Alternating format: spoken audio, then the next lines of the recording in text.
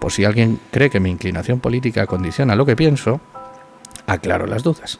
Desprecio, a todas luces, es un testimonio de que eran extraterrestres. Finalmente, tras causar grandes males a Egipto, Osarsef cambia su nombre por el de Moisés y conduce a su gente fuera del país y nos insulta a todos.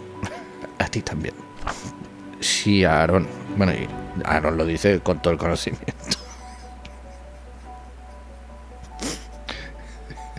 Me hago risa yo solo. Y el humo llegó a su nariz, su risa se oyó lejos, pues estaba borracho. Estas preguntas tienen sentido como hipótesis de trabajo. Lo primero, lo pones en nuestro contexto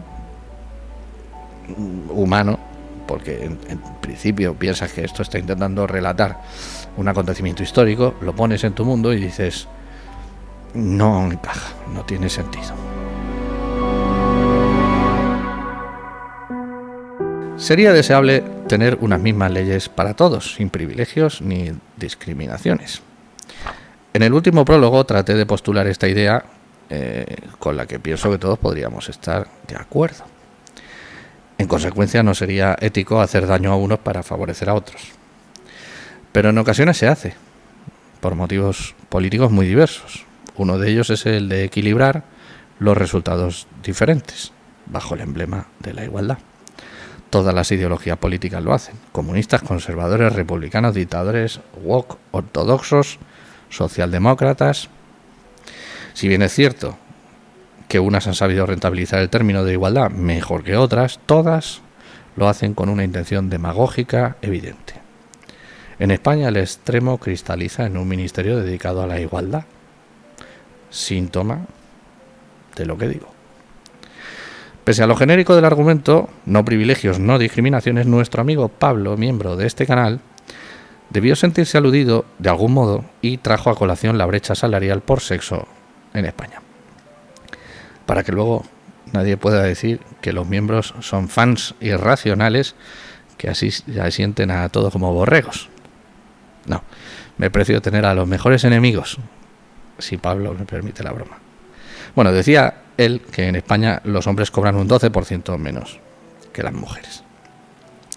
Supongo que alude a que existe una discriminación por sexo que conduce a esa diferencia, a esa brecha. Pero no veo en qué modo ese dato contradice la idea de partida. Una misma ley, no discriminaciones. Al contrario, de existir esa discriminación, mi propuesta es abolirla. Sin embargo, insatisfecho con mi respuesta, argumentó que las mujeres cobran menos por el mismo trabajo en las mismas circunstancias. ¿Cómo causan esa diferencia? Bien. Bueno, en caso de que así fuera, eso apoya con fuerza mi deseo de una misma ley para todos, sin discriminaciones. Y traigo aquí el caso para poner en la mesa la paradoja y la tristeza. Aceptando un mismo principio ético, la ideología encona la conversación. Y digo tristeza porque Pablo ha demostrado ser inteligente. Además apoya este canal generosamente y, sin embargo, se siente de algún modo herido en sus ideas y prefiere abandonar el diálogo antes que escuchar argumentos que le parecen incómodos. Me apena y a la vez me enciende reconocer en ello la escoria política que ha infectado a la sociedad hasta el punto de que dos personas no puedan contraponer argumentos de forma amistosa. En el fondo de la cuestión, Pablo podría defender que algunas discriminaciones son deseables, si el fin es el de construir una sociedad mejor. Bueno, yo me atengo a lo dicho, prefiero no discriminar en ningún caso, consciente de que esa puerta abierta deja pasar todo tipo de insectos. Pablo podría defender también que se deben imponer ciertas normas para corregir desviaciones indeseables, aunque yo sospecho de los deseos de los reguladores, de la efectividad de las normas y del afán por imponer. La postura de Pablo parece inclinarse más a atender a los resultados y la mía a la metodología. Pero bueno, en cualquier caso el debate no es ridículo, es legítimo. Incluso podría ser fértil si pudiéramos razonar sin prejuicios ideológicos, pero lamentablemente ya no se puede.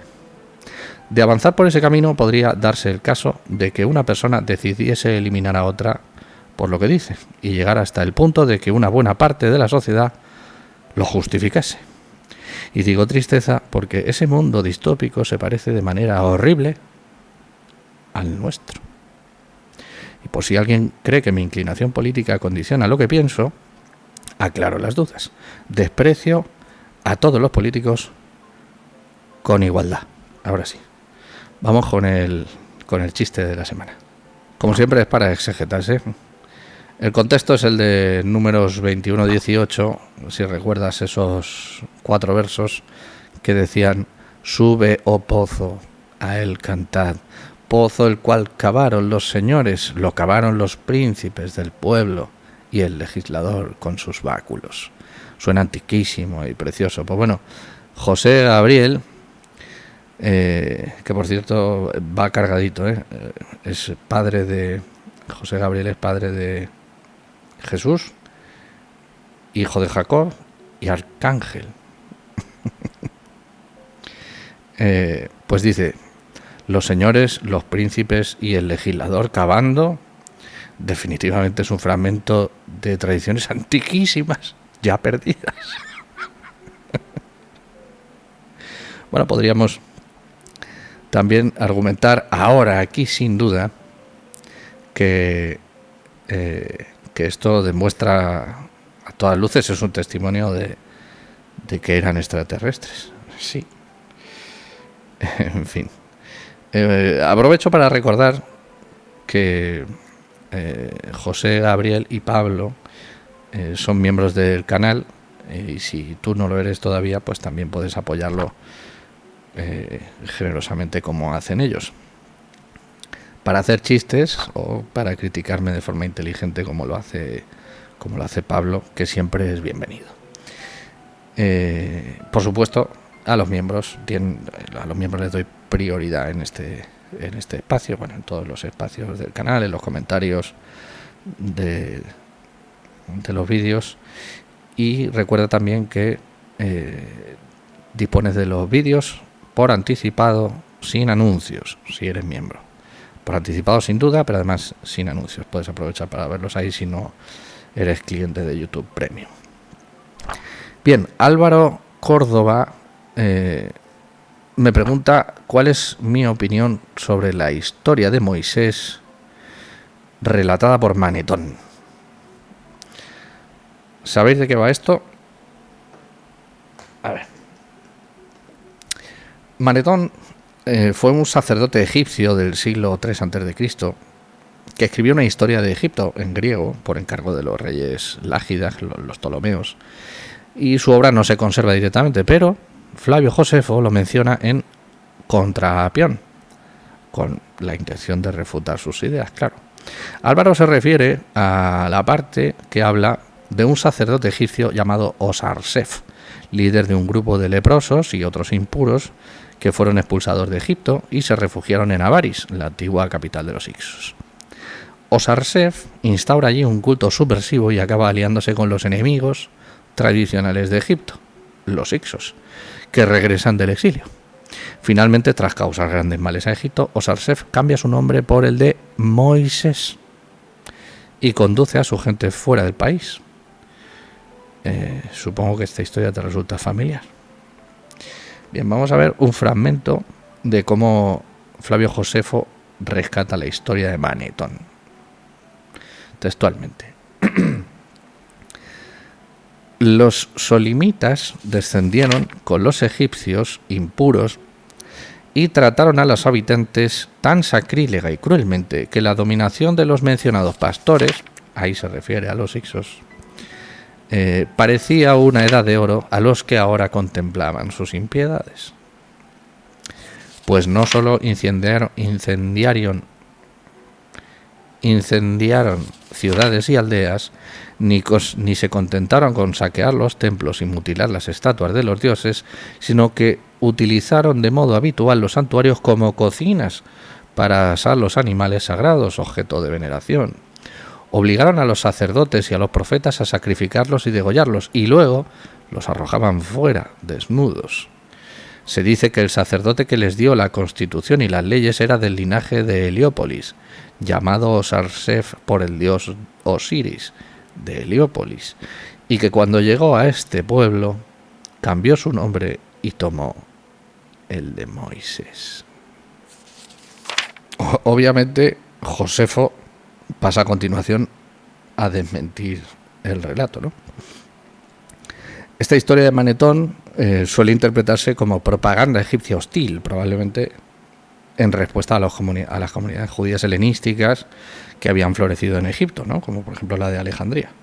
Recordemos que Manetón vivió en el siglo III a.C., es decir, todo esto puede ser como un intento de desacreditar la narrativa bíblica del Éxodo, dándole la vuelta. No fueron los hebreos quienes huyeron de Egipto perseguidos por un tirano, sino que fueron expulsados por impuros, liderados por un sacerdote que era un hereje. O sea, es como un anti-éxodo, ¿verdad? Bueno, es un texto fascinante porque conserva la memoria de cómo los egipcios interpretaron el relato judío con una mezcla de desprecio, resentimiento, ironía y un ejemplo de, bueno, al final, de cómo los enemigos recuerdan y reelaboran nuestros propios mitos, ¿no? Los tuyos propios. Vamos con el insulto de la semana. El insulto de la semana nos lo proporciona de Ubitalinda y nos insulta a todos, a ti también. Dice: me parece que es un blasfemo de la Santa Escritura, pues no tiene base, que es una mentira. Solamente se lo imagina y me admira la cantidad de gente que se tragan esta interpretación. Va por ustedes. Bueno, Aarón, el sumo sacerdote, nos hace un comentario también, para que veas. Lo traigo sobre todo, bueno, para compartir la reflexión con todo, porque es muy interesante. Dice: el hecho de que Moisés, Aarón y Miriam no parezcan, ¿cómo estamos hoy? No parezcan hermanos, puede tener asidero en un relato que está más adelante,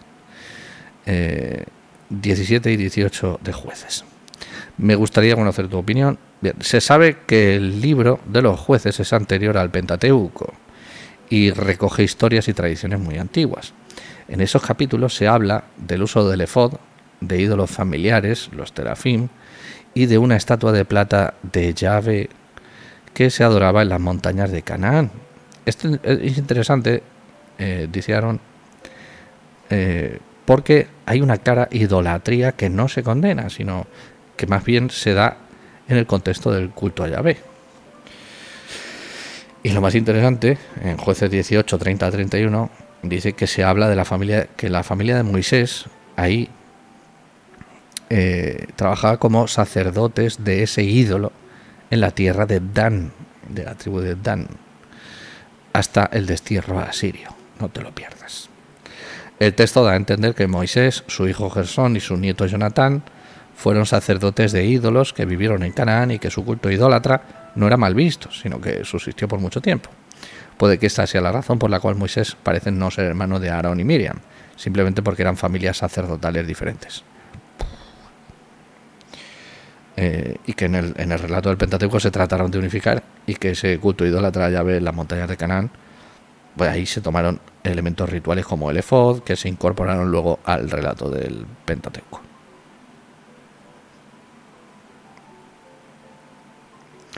Dinamita. Además, dice, hay una línea sacerdotal diferente a la de Aarón, que es la que parte de Moisés, Gersón, Jonatán. Este debería ser quizá el Moisés sobre el que se construye el relato del Pentateuco, y por eso a veces parece un personaje sacado de contexto. Sí, Aarón, bueno, y Aarón lo dice con todo el conocimiento. Me hago risa yo solo.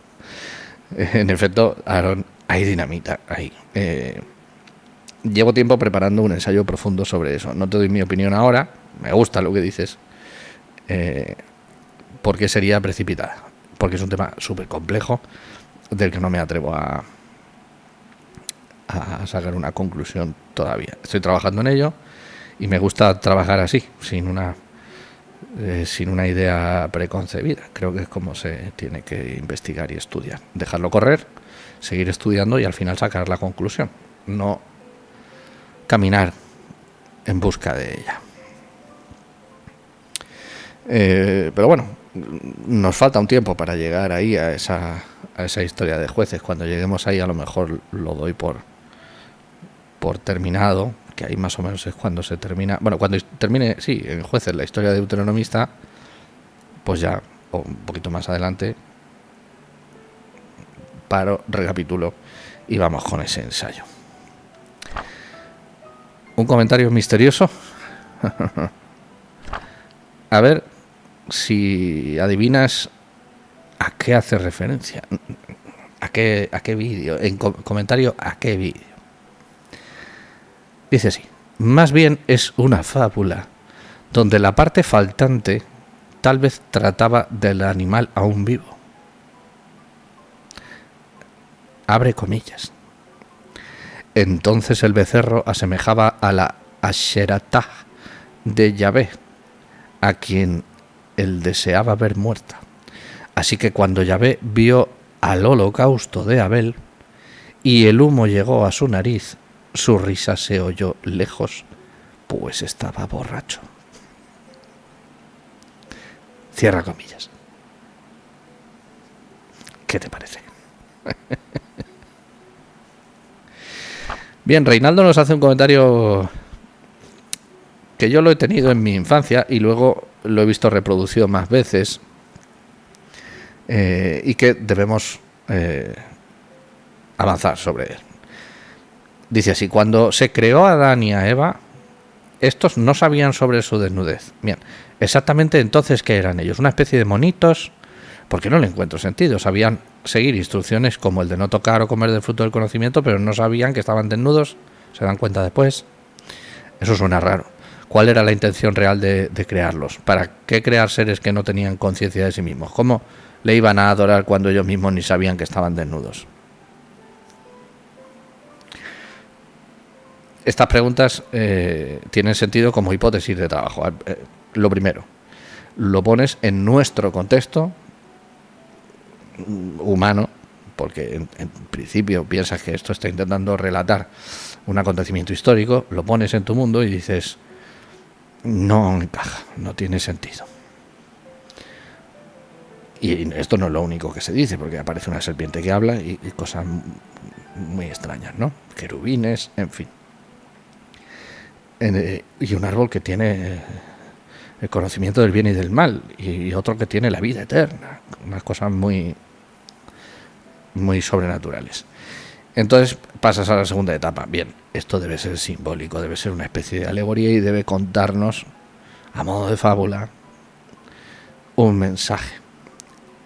Con lo cual tienes que prescindir de los detalles que no se quieren explicar, que el texto es muy breve, como las fábulas, los cuentecitos breves, que necesitan prescindir por fuerza de los detalles para atacar el grano del mensaje. Y ahí es como se tiene que leer. Puede que sea incoherente como está construido si lo imaginamos desde nuestro mundo, pero bueno, la idea alegórica funciona. Ellos eran todavía ingenuos, todavía no habían pecado. Yahvé les puso unas mínimas normas, y aún así, bueno, pecaron, instigados por una serpiente. Bien, en consecuencia, muy bien, ahora tienes conocimiento del bien y del mal, eso es lo que llamamos ética, y entonces te miras y dices, ay, esto, pecado. Pero en realidad, estar desnudo no es ningún tabú per se, es un tabú en determinadas sociedades evolucionadas, pero no en otras. Mira los perros que van con la chorra afuera y les da igual, no se sienten avergonzados. En fin, Carlos nos hace un comentario sobre los eufemismos bíblicos, ¿no? Lo tenía aquí apuntado desde hace unas semanas, haciendo referencia a él al muslo y y a los genitales, ¿no? Cuando puso su mano bajo el muslo, que en realidad significa que le coge los arrestos. Entonces los eufemismos, bueno, lo tenía aquí atado porque son una lata, ¿no? Con el tiempo resultan muy confusos. Vamos a ver. Y en realidad los de la Biblia no son tal cosa, no son tales eufemismos. El diccionario dice que esto viene del latín, la palabra eufemismo viene del latín euphemismus, que viene del griego eufemismos, que es una manifestación suave o decorosa de ideas cuya recta y franca expresión sería dura o malsonante. Bien. Como sinónimos propone indirecta, alusión, rodeo, perífrasis, circunloquio, atenuación, ambigüedad, disimulo. Cuando tú a los genitales los llamas muslo, no estás dando un rodeo, ni una alusión, ni una indirecta. Estás poniendo una palabra que no es. Y claro, con el tiempo no se entiende.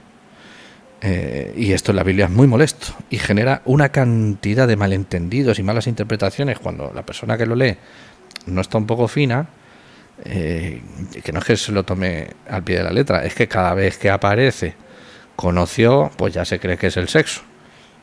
No, hombre, no, Jacob conoció a Moisés, conoció a Yahvé, pero eso no es que le diera mandanga, no es por eso. Podría haber dicho, nosotros tenemos partes íntimas que pueden ser, joder, las más íntimas por antonomasia. Ni qué decir de los pies de Séfora, ¿no? Del pasaje de Séfora, los pies de Moisés, que los pies son el pene. Hombre, no me jodas.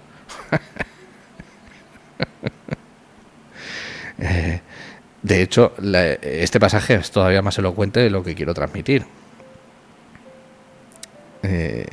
Si recuerdas, le corta el prepucio y se lo echó a los pies. Le corta el prepucio a Gersón y se lo echó a los pies de Moisés. No. Le cortó el prepucio y se lo frotó en el pene de Moisés. Claro, esto mucha gente no lo entiende. Dice, ¿pero qué estás diciendo de pene? Si ahí pone que se lo echó a los pies. Pues esto pasa.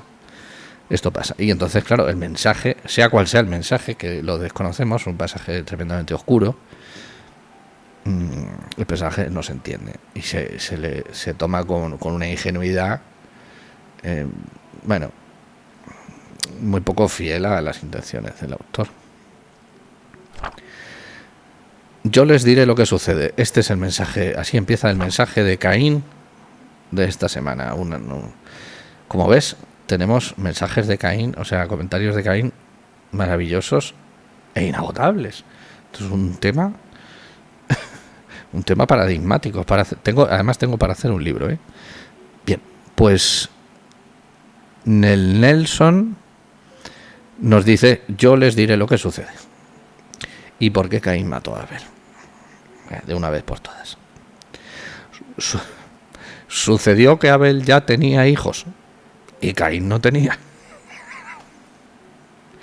Al ver que la heredad iba a ser repartida con Abel y sus hijos, no le gustó y se llenó de ese odio de hermanos por la heredad. En la Biblia aparece la prueba, pero como ustedes no hablan hebreo, no lo perciben. Pero ahí están los hijos de Abel, sin que nadie se dé cuenta de que esta es la razón.